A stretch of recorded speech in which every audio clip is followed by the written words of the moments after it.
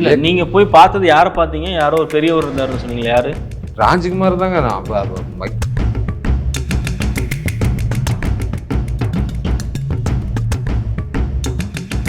என்ன எதுக்கு கூட்டிகிட்டு போகிறாங்கன்னாங்க, எதுக்குன்னா ஹெலிகாப்டர் வரும், டெஸ்டப்பாக இருக்கும், இந்த தென்னை மரத்தெல்லாம் இருந்து ஒரு க்ரௌடாக பண்ணுறணும், அந்த வேலைக்கு கூட்டிகிட்டு போகிறாங்க.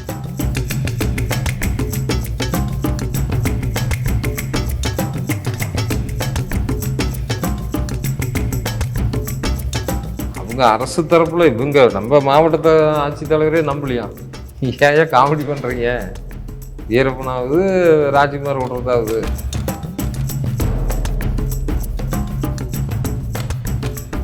நான் பூத்துலேருந்து வெளியே வரும்போது இந்த மாதிரி கேட்டார், இப்படி போங்க இப்படி வழித்தடம் சொன்னோம் காட்டி அவர் தான் போய் அப்பாவை பார்த்துட்டு கட்டி பிடிச்சி அழுது ரொம்ப சந்தோஷப்பட்டுங்க.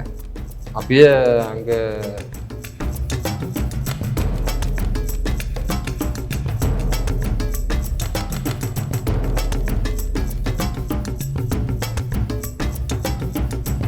அவர் நினைவு நாள் அன்றைக்கோ பிறந்த நாள் அன்றைக்கோ சமாதி சாமி கும்பிட்டு போவோம். இப்போ இப்போவுமே நிறைய பேர் போய் வேண்டுதல்லாம் வைப்பாங்க, நிறைவேறுது அப்படின்னு ஒரு நம்பிக்கை இருந்தது. சரி நாமளும் ஆனால் வீரப்பண்ணனுடைய சமாதியில் போய் சாமி கும்பிடுவோம். நானும் வருஷம் போய் சாமி கும்பிட்டு வருவேன். இப்போ அவரை சந்தித்தவங்க அவர் கூட அனுபவ ரீதியாக என்ன பேசுனாங்க பண்ணாங்க அப்படிங்கிறதெல்லாம் நம்ம அவங்க கூட பேசும்போது நமக்கு அது விஷயம்லாம் தெரியுது. அப்போ வந்து நிறைய பேர் இந்த விஷயத்தை பேசுவாங்க, அதெல்லாம் வந்து தெய்வ பிறவி, நான் வந்து மனசார அவர் வந்து நான் நேசிக்கிறேன்னு சொல்லுவாங்க. நிறைய தாய்மார்கள் மலங்காட்டில் வந்து பாதுகாப்பே இல்லாதவங்களுக்குலாம் நிறைய பேருக்கு உதவி பண்ணியிருக்காருலாம் அவங்க மூலிமா நான் தெரிஞ்சுக்குவேங்க.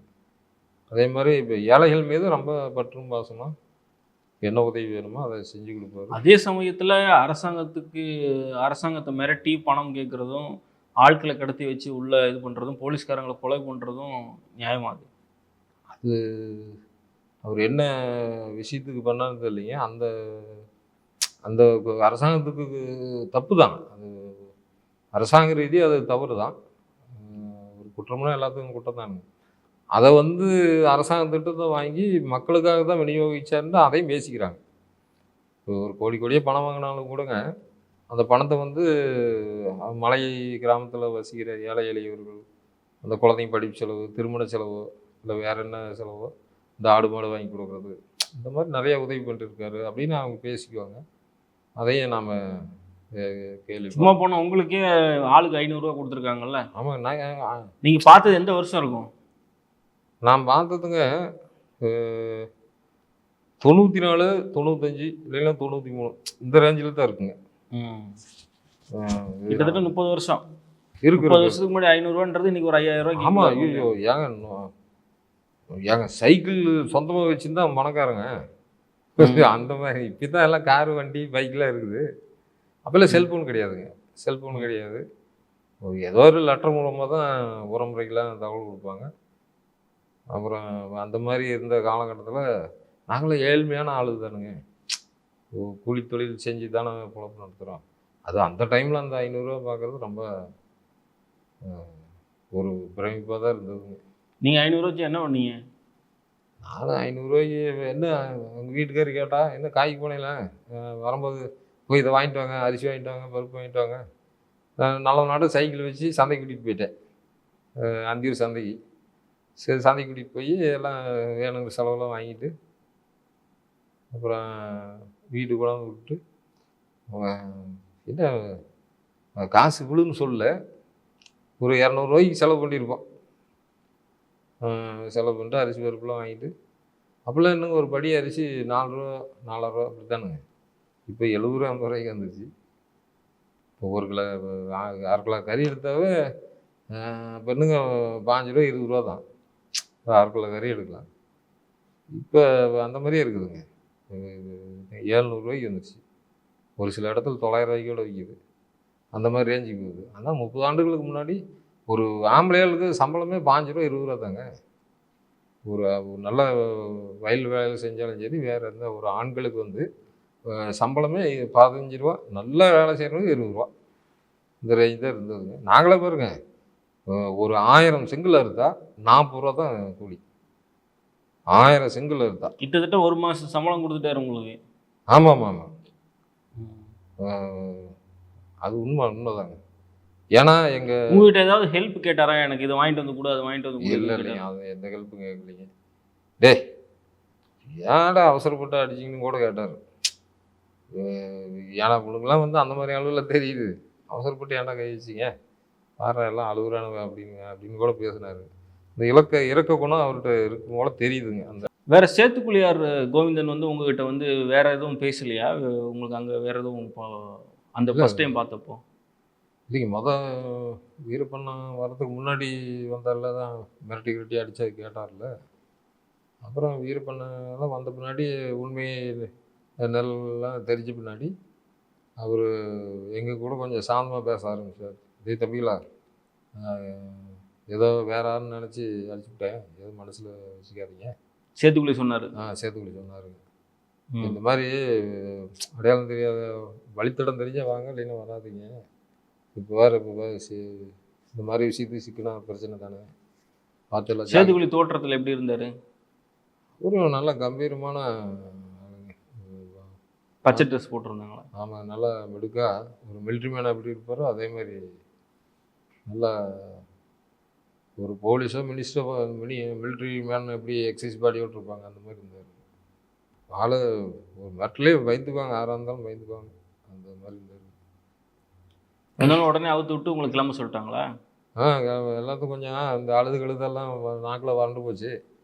அப்புறம் "டேய் தண்ணி குடுங்கடா" அப்படின்னு வீரப்பண்ணன் சொன்னாரு. ஒரு குடுவையாட்டம் ஒரு 5 லிட்டரு, 10 லிட்டர் கேன்லாட்டம் தண்ணி வச்சிருந்தாங்க. ஆளுக்கு ஒரு 2 டம்ளர் குடுத்தாங்க. ம் தண்ணி குடிச்சிட்டு, அப்புறம் பணம் குடுத்தாரு. வாங்கிட்டு, "ஓம்டா சாமின்னு" கையெடுத்து கும்பிட்டுங்க, நாங்க போயிட்டாரோம்னான்ட்டு நெல்லிக்காய் மூட்டைய தூக்கிட்டு அவங்க கூட 2 பேரும் வந்தாங்க. வழிகாட்ட நாங்க கீழ வந்துட்டோங்க. அதெல்லாம் மறக்கவே முடியாதுங்க அந்த இதெல்லாம். இது ராஜ்குமார் கடத்தலப்போ நீங்க உங்க ஊர்ல வச்சு தான் ராஜ்குமார வந்து ஹெலிகாப்டர்ல ஏத்துனாங்க. அந்த ஆமாங்க. டைம்ல. கர்நாடகா அவரு உங்க ஊர்ல இருந்து தான் போனாரு. ஆமாமா. அந்த டைம்ல நடந்த சம்பவங்கள் ஏதாவது உங்களுக்கு ஞாபகம் இருக்கா? நீங்க அதுல ஏதாவது உள்ள செயல்பட்டீங்களா? நமக்கு வந்துங்க நேரடியா இல்லைன்னா கூட, இந்த ஸ்பேக் கம்பெனியில இப்ப நாம இந்த அந்தியூர்ல இருந்துன்னு சொன்னோம் பார்த்தீங்களா? இது எத்தன நாளைக்குடா நாம பெரிய மண்ண கல்ல அறுத்துக்கிட்டு பொழப்பு ஓட்டுறது. நாம ஒரு ஸ்டெடியான ஒரு தொழில ஒரு கம்பெனியோ, இல்லையோ அப்படின்ட்டு போய் சேர்ந்துக்கணும் அப்படின்னு சொல்லி, அந்த டைம்ல எங்க ஊர்ல எங்க வீட்டுக்கு பக்கத்திலேயே ஒரு இடம் வாங்கி ஒரு கம்பெனிக்காரரு கிணறு வெட்டுனாங்க. அப்புறம் நானு எதாச்சும் அங்கேருந்து எங்க ஊருக்கு வந்தவன், சிங்கம்பாட்டைக்கு வந்தவன் அந்த கம்பெனி சூப்பர்வைசர்ட்ட போய், ஏதோ ஒரு வேலை இருந்தா போட்டு குடுங்கண்ணா அப்படின்னு கேட்டேன். கேட்டு சரி நான் சொல்றேன் அப்படின்னு அவரு 1 வாரம் 10 நாள் ஓட்டுனாங்க. அப்புறம் சரி அ செக்யூரிட்டியா சேர்ந்துக்க அப்படின்னாங்க. செக்யூரிட்டின்னாங்க அந்த கிணறு வெட்டுறதையும் பார்க்கணும், ரோட்ல பைப் லைன் போடுறதுக்கு பைப்பு வேலையும் பார்க்கணும். சைக்கிள் ஒண்ணு குடுத்துருவாங்க. சிங்கம்பேட்டையிலேருந்து பூனாச்சி வரலாம் சைக்கிள்லேயே போயிட்டு சைக்கிள்லேயே வரணும். இப்படி போயிட்டு இருந்துச்சுங்க. இப்ப இந்த காலகட்டத்தில வந்து அது 97ன்னு நெனைக்கிறேன். 97ஆ, 98ஆ, 99ஆ சரியா ஞாபகம் இல்லைங்க. அப்புறம் சூப்பர்வைசர் வந்தாரு. "டேய் தம்பி, அப்படி போதப்படி வந்தீன்னா அங்க வா" அப்படின்னாரு. "எங்கேங்கண்ணா?" அப்படின்னு.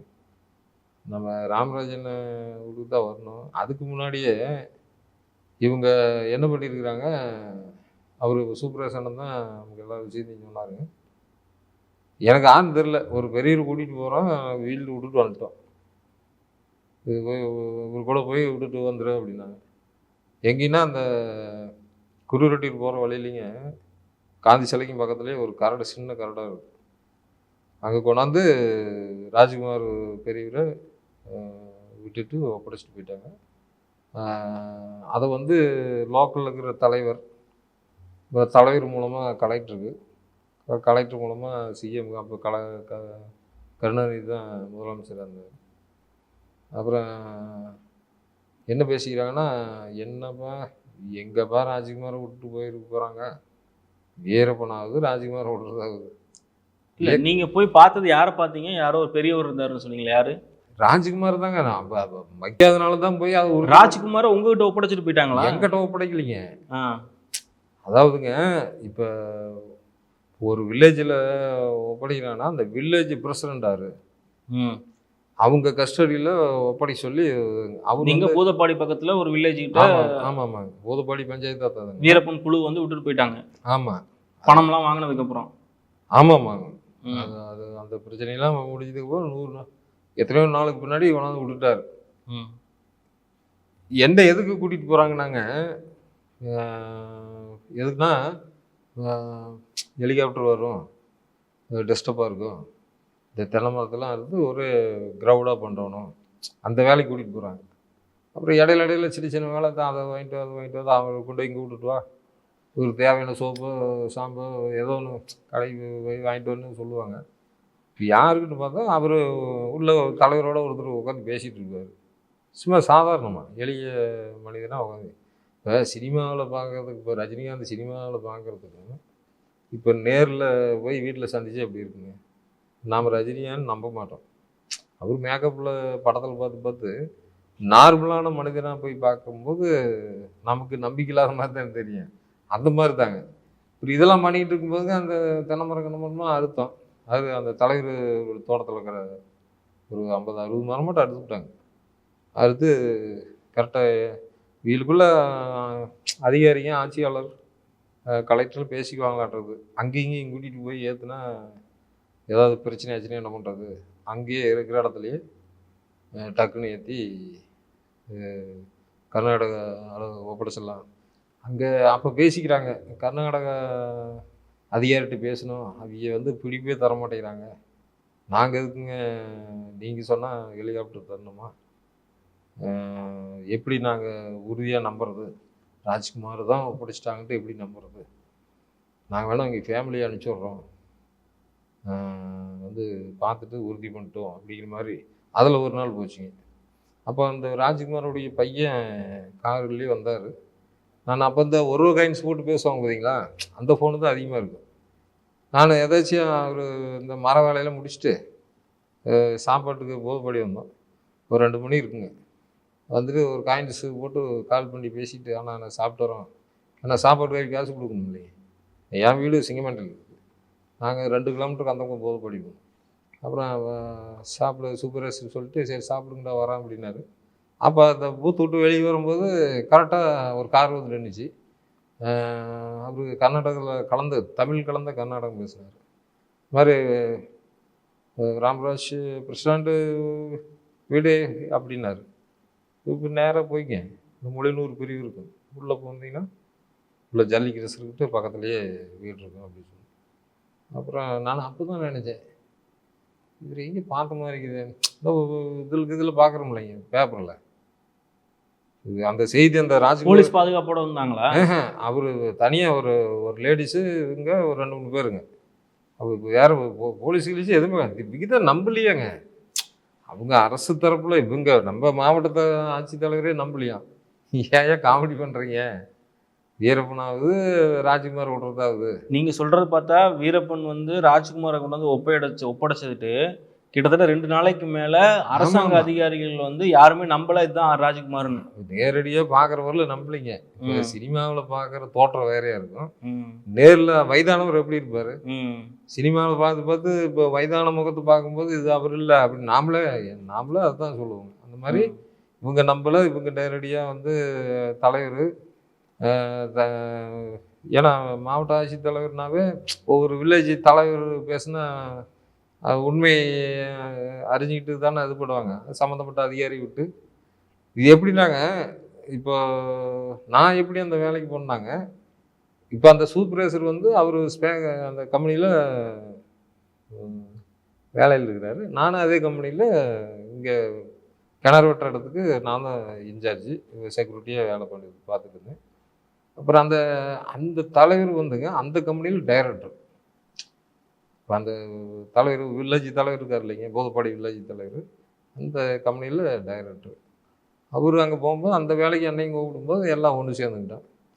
இப்போ தான் நடக்கிற விஷயத்தை ஒவ்வொன்றையும் நான் பார்க்கறதுனால நான் உங்களுக்கு சொல்கிறேன். அப்புறம் அந்த ராஜ்குமாருடைய பையன் நான் பூத்துலேருந்து வெளியே வரும்போது இந்த மாதிரி கேட்டார், இப்படி போங்க போய் வழித்தடம் சொன்னங்காட்டி அவர் தான் போய் அப்பாவை பார்த்துட்டு கட்டி பிடிச்சி அழுது ரொம்ப சந்தோஷப்பட்டுங்க.